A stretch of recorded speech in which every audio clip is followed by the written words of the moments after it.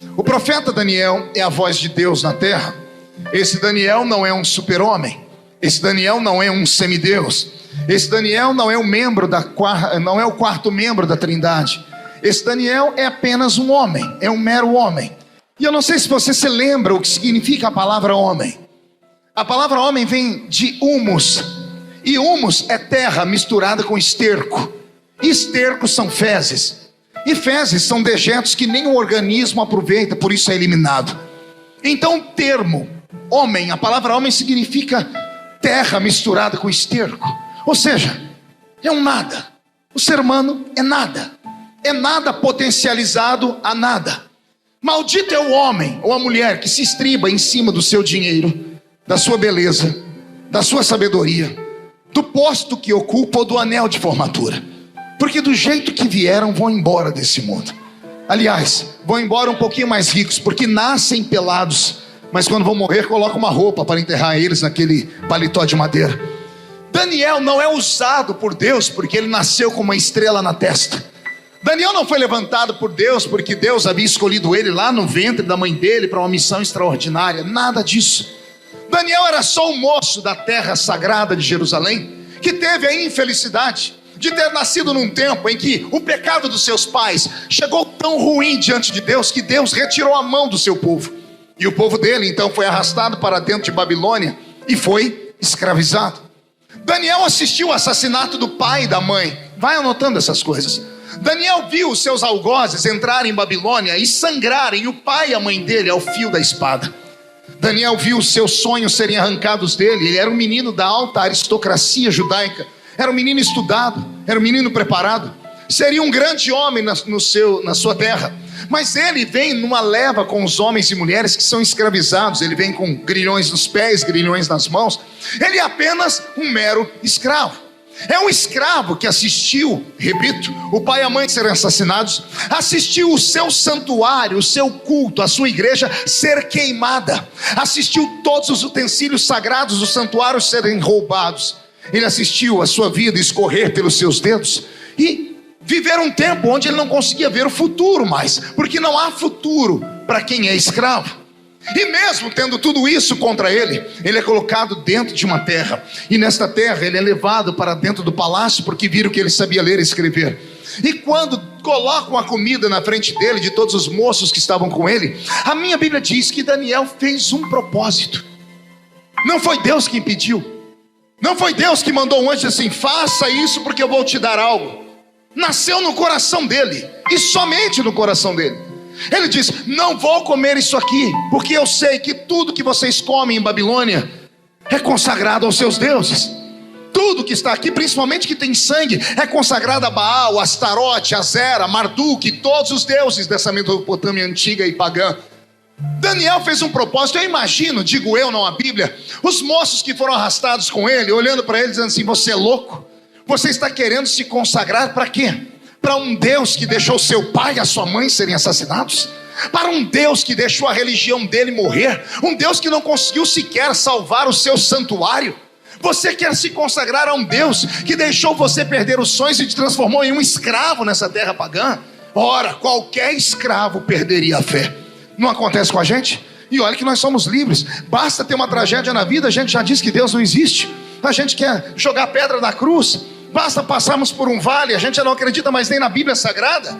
Imagine um homem que viu o pai e a mãe serem assassinados, viu seus sonhos dissiparem, viu a sua religião ser destruída, e agora ele está dentro de uma terra. Colocam comida boa para ele, carne assada, picanha, e ele diz assim: não vou comer. E alguém pergunta por quê? Porque isso aí foi consagrado a um Deus estranho. E alguém diz: mas o seu Deus não te escutou. Ele diz assim: não me importa, porque eu creio nele mesmo assim.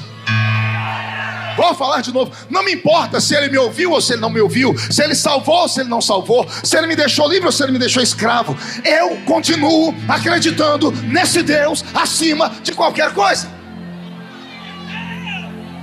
Preste atenção: Israel está cativo. Diga comigo: cativo. O cativeiro é um juízo. Não é verdade, pastor Gilberto? O cativeiro é um juízo. Se Deus levou o povo para o cativeiro, é porque Deus estava irritado com esse povo. E se Deus levantou esse povo para ir para o cativeiro, Deus disse assim: eu vou abandonar vocês, vocês vão ficar na mão dos inimigos, vão sofrer até aprender. Todos são escravos. Mas aí Deus pega um escravo que olha e diz assim: eu ainda acredito em ti. Daniel provocou o coração de Deus. Eu imagino Deus dizendo: não acredito, eu deixei ele sofrendo, mandei, a mãe e o pai morreram e ele ainda acredita em mim. Esse moço não é normal. E a minha Bíblia diz que Deus unge Daniel.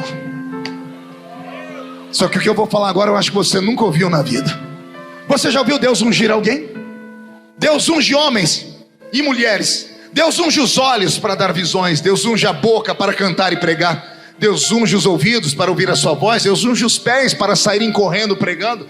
Deus unge as mãos para curar os enfermos. Eu já vi Deus ungir muitas partes do corpo, mas a parte que Deus ungiu em Daniel me dá arrepios, porque a Bíblia diz que Deus ungiu a mente dele. Tem que ser muito inteligente e muito espiritual para compreender. Deus ungiu os neurônios dele. Deus mexeu com a inteligência dele. Deus não deu para ele uma voz bonita para cantar e encantar o coração dos reis, não. Deus não deu para ele habilidade com as mãos para construir coisas, também não. Deus não deu para ele habilidade nas pernas para ser o maior atleta de Babilônia, não. Deus ungiu a cabeça dele, o cérebro dele. E quando eu estava vindo para cá, Deus vinha falando no meu coração: filho, eu queria hoje encontrar um Daniel nesse congresso. Queria encontrar alguém que tenha coragem de dizer que eu existo, ainda que esteja no meio da tempestade. Porque se eu encontrar alguém, eu quero dar uma unção igual a que eu dei para Daniel para eles. Pastor, e receber uma unção no cérebro significa o quê? Meu Deus do céu, meu corpo até fica arrepiado. Você sabia que tudo na vida depende de um único momento? Imagine se Deus hoje te der uma inteligência, e a inteligência criar uma ideia. E eu não estou falando ideia com I minúsculo, não. Eu estou falando uma ideia com I maiúsculo. Aquela que você não precisa ter duas, nem três, nem quatro. Uma. E essa ideia, pegar você do último lugar da fila e virar a fila e colocar você na frente. Essa ideia, pegar você que mora lá na Casa do Chapéu e te fazer ir morar na maior capital do mundo. Uma ideia que vai te tirar daquela choupana onde você mora e vai te colocar no maior apartamento, do maior arranha-céu que existe na sua cidade. Uma ideia que vai tirar você lá do meio dos anônimos e amanhã as pessoas te assistirem num programa de televisão. Uma ideia que vai destacar você do meio da sociedade, da sua família, no meio de todas as pessoas. Pastor, é possível isso? Quem conhece história secular sabe que é. Quem tem um aparelhinho chamado celular e tem um aplicativo chamado Waze, deixa eu te contar, o Waze é um aplicativo israelense, é um GPS, é o maior GPS do mundo. Sabe quem criou o aplicativo? Sabe de onde saiu a ideia? De dois meninos judeus que estavam lá na garagem da casa deles.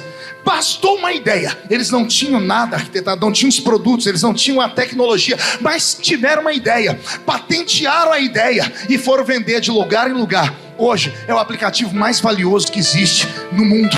Vale bilhões de dólares. Dois meninos semi-analfabetos. O que foi que eles precisaram? Precisaram de um programa de TV para levar eles lá e cantar, para ficarem famosos? Não, bastou uma ideia, uma imaginação.